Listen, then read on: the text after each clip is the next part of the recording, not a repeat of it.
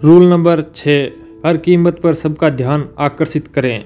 विचार, हर चीज का मूल्यांकन दिखने के आधार पर किया जाता है। जो नजर नहीं आता उसका कोई मूल्य नहीं होता। इसलिए भीड़ का हिस्सा न बने और गुमनामी में दफन होकर न रहें। सबसे अलग हटकर दिखें, हर कीमत पर लोगों की नजरों में रहें।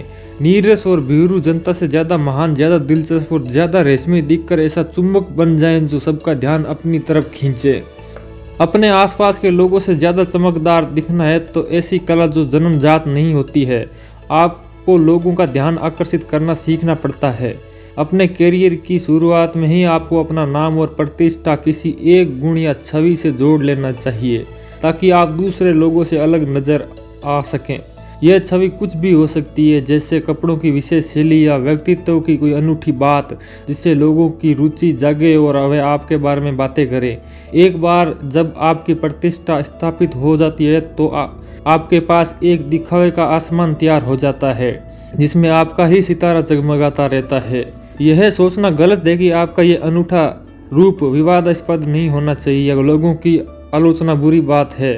सच्चाई इसके बिल्कुल विपरीत है। आलोचना से बचने की कोशिश न करें, किसी दूसरे को अपने से ज्यादा कुख्यात न बनने दें। आपको इस बात की परवाह नहीं होनी चाहिए कि आपकी तरफ ध्यान क्यों दे रहे हैं। लोगों का ध्यान चाहे जिस कारण से आपकी ओर आकर्षित होने में ही फायदा है। लुई 14वें के दरबार में बहुत से योग्य लेखक, कलाकार, सुंदरिया व चित्रवान स्त्री पुरुष थे, लेकिन ड्यूक डे क्लोजन के बारे में जितनी बातें होती थी उतनी किसी और के बारे में नहीं होती थी। ड्यूक नाटे थे और बहुत ही बदतमीजी का व्यवहार करते थे। वह राजा की प्रेमिकाओं के साथ सोते थे और खुलेआम ने सिर्फ दूसरे दरबारियों के साथ वे राजा के साथ भी बदतमीजी किया करते थे। बहरहाल लुई को ड्यूक का अनूठापन इतना मोहक लगता था कि वे दरबार में उनकी अनुपस्थिति में बर्दाश्त नहीं कर पाते थे।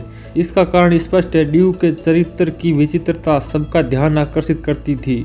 उनसे मंत्रमुग्ध होने हर व्यक्ति समाज हमेशा ऐसे लोगों को पसंद करता है जो औसत लोगों से बड़े या अलग हो। इसलिए वे ऐसे गुण विकसित करें जिनके कारण आप दूसरों से अलग दिखें और आपके प्रति लोगों का ध्यान आकर्षित हो।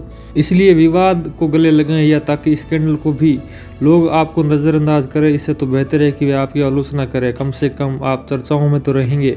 सवाल ये है कि अगर आप किसी छोटे पद पर हैं जहां आपके पास दूसरों का ध्यान आकर्षित करने के बहुत कम अवसर हैं, तब क्या करें। इस स्थिति में कारगर तरीका ये है कि अपने आसपास के सबसे मशहूर और शक्तिशाली व्यक्ति पर हमला कर दे। जब 16वीं सदी का युवा रोमन दास पिएत्रो एरटिनो कवि के रूप में मशहूर होना चाहता था तो उसने पालतू हाथी के प्रति पोप के प्रेम का मखौल उड़ाते हुए कई व्यंग्य कविताएं लिखी थी। इस हमले में एरिटेनो की तत्काल लोगों की नजरों में चढ़ गया।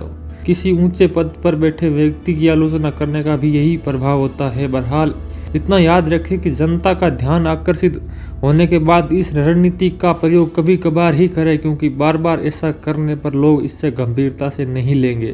एक बार लोगों की नज़रों में चढ़ने के बाद आपको उनका ध्यान आकर्षित करने के नए नए तरीके खोजने चाहिए। अगर आप ऐसा नहीं करेंगे तो लोग बाग आपसे ऊब जाएंगे, आपकी तरफ ज़्यादा ध्यान नहीं देंगे और किसी नए सितारे की तरफ आकर्षित हो जाएंगे।